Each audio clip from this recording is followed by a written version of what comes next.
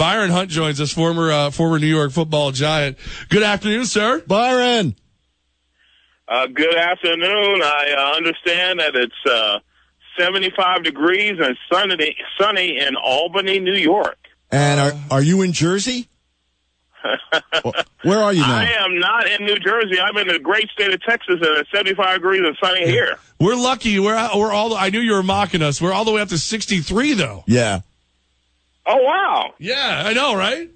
Nobody's more shocked than me. I actually had to take my sweatshirt off for the first time this year. And Byron, I forgot your home is Texas, and you went to Methodist. Yeah, SMU. Yep. I am a Southern Methodist University guy and one of 8 football players that came out of White Oak High School in White Oak, Texas. One of the smallest places you've ever been to in your life. Who else came out of that? You mean NFL players? Who else came out of that school? Well, believe it or not, my brother, Sam Hunt, who is in the Patriots Hall of Fame, inside linebacker for the Patriots. Also, the guy, now everybody knows this guy, the guy that caught the first touchdown in the Super Bowl I for the Green Bay Packers, the great Max McGee. Look at you dropping knowledge bombs. Hey, come on now. Everybody knows Max McGee. Man. I know, but I didn't know. Behind the back catch. Absolutely. From Bart Starr to score the first touchdown in Super Bowl I. I met him. Max McGee, White Oak, Texas. I met him. I'm trying to remember. I know I met him, and yeah, great guy. But I mean, the fact that where he's from, that's where the knowledge bombs come in, my friend. Well, I tell you what, a terrific wide receiver. I can go on. Hey, and a lot of people, I know there's a lot of Cowboy fans up there in Albany, New York, but the guy that wore the first number 33 for the Dallas Cowboys, not Dwayne Thomas, not Tony Dorsett, but Russell Waite, right out of White Oak High School.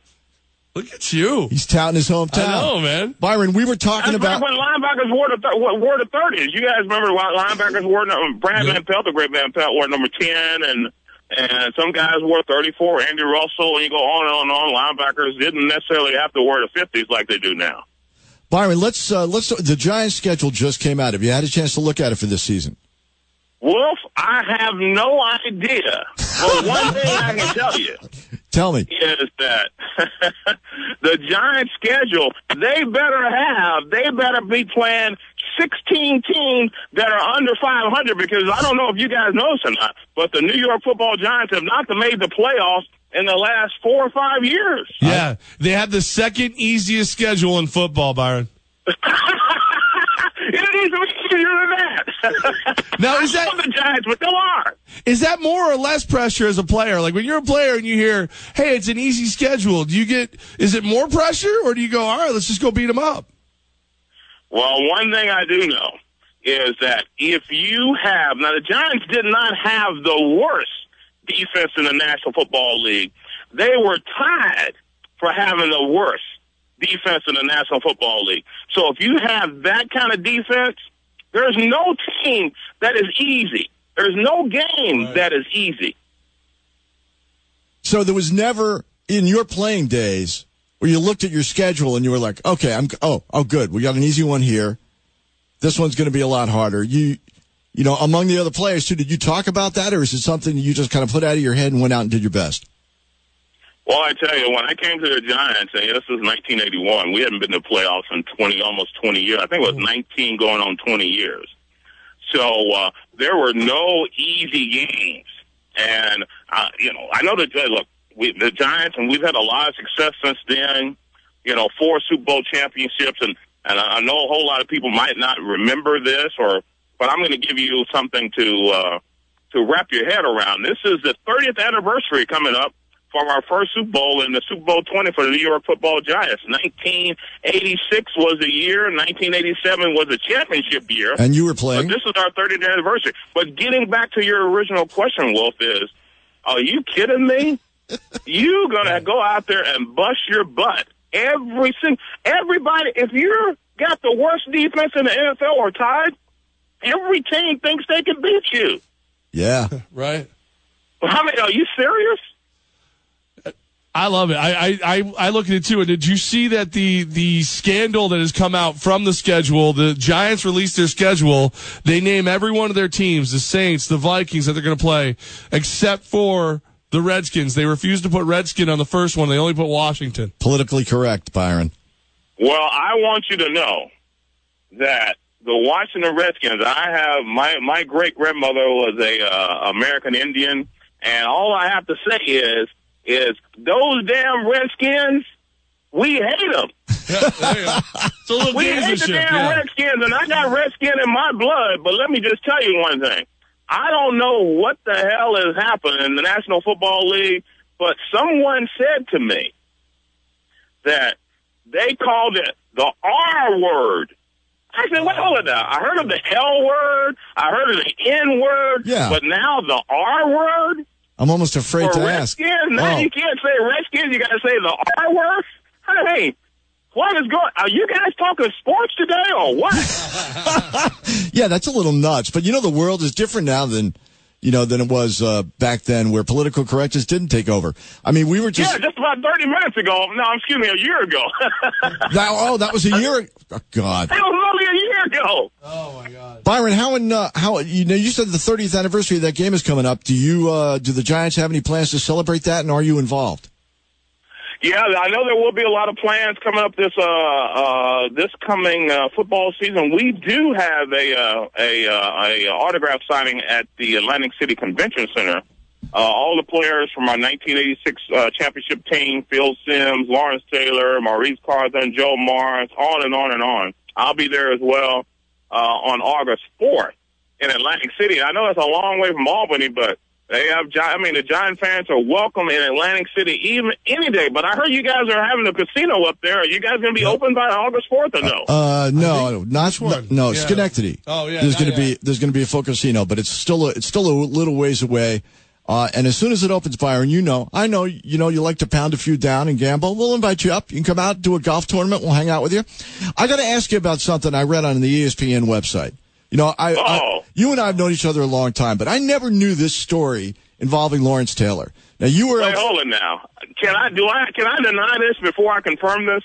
Absolutely. Yeah, you should deny it before. Okay, all right. Okay, let's get all right. Now we're good. Because you were LT was LT your roommate the entire time you played for the Giants? The entire time, some kind of way, the Lord put us together. Now, LT did an in-depth interview not too long ago, looking back on his career with ESPN. And he was asked about former Giant players, including you. So I'm going to read this off the ESPN website. And these are the words of Lawrence Taylor involving his relationship with you. Okay. Early on, we shared a house. Okay. And we had some memorable... That is correct. So far, we're doing good. Very good. And we had some memorable parties. One night... how about unmemorable parties? One night, there was a guy or a girl in every room and every closet, either sleeping or having sex. Well, I would say I was probably sleeping. That was a 3-bedroom house with a study, living room, kitchen, dining room, pantry, and basement. That's a lot of rooms for a lot of guys. A lot of rooms for a lot of people. We had, back in the 80s, Wolf, that's a long time ago, so maybe Lawrence's memory is better than mine.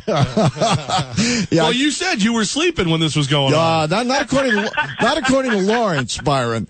Lawrence and you apparently were sharing. Byron was reading the Bible in the closet, chilled out. Oh, yeah.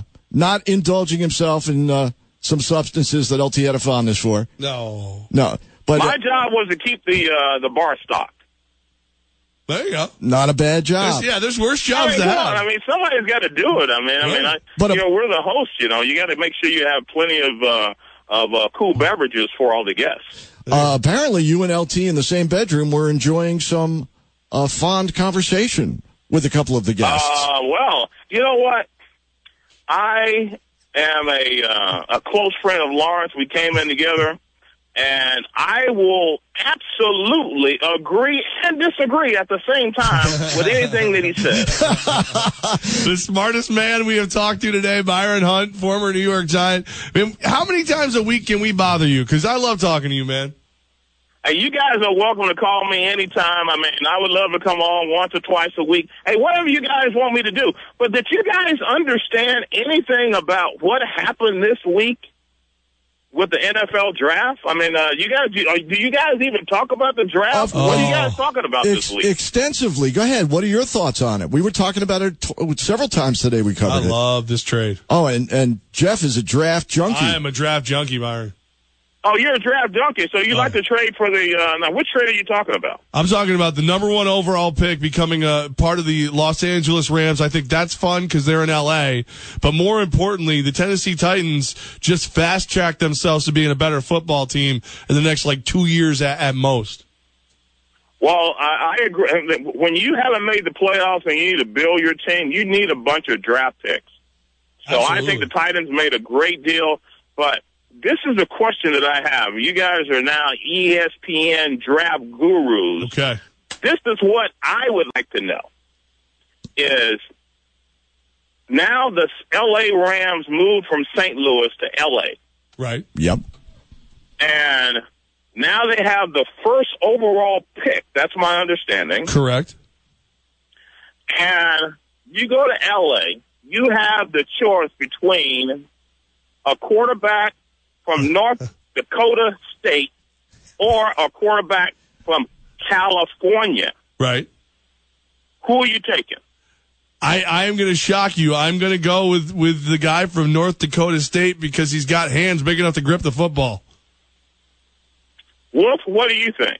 I think in North Dakota they kill their own food. So I'm going with the guy from North. I'm going with the guy from North Dakota. I'm gonna be a owner, and I'm gonna say I need to sell tickets.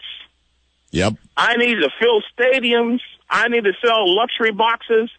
And the last guy from Cal that played quarterback was drafted the number 1 pick. I think was Aaron Rodgers. Well, he didn't go number 1. But he is number 1 now. Oh, what did he go, number 2? No, he went late. He had the. No, he was a first-round pick. He was in the first round, but he was later on because he had the. Oh, you mean I thought you meant first overall. Okay, I'm sorry. I apologize. No, the first, yes. Yeah. Oh, all right. Yeah, because remember he had the Jeff Tedford stink on him. Everybody thought he wouldn't make it in the pros, and they were clearly wrong. They were clearly wrong. So from an owner's point of view, because, I mean, look, they just made all these moves to get back to, Los Angeles. Do you think, now the draft is going to be in Chicago. Right. Those people in Hollywood are expecting a California guy. I would guarantee you, and you know what? I'm not even going to tell you what I got, but I would put everything I got on that guy from California, golf. He should be playing golf, but he plays football. Right. But that guy is going to be the Rams' first pick, and if it does not happen, I will come into the studio, and what will I do? I don't know, Wolf. You figure out what I would have to do. Oh, I could do that. I could do that. They're going to pick that guy the first pick. It is not going to be a question. Byron, we are going to catch up with you again real soon. Byron Hunt from a former New York Giant. Great guy, great stories, lots to talk about. We'll have you on again soon, Byron. I'll call you later. All right, well, thanks. You got it. Brian, nice talking to you guys. Have a good day, and good luck with that show.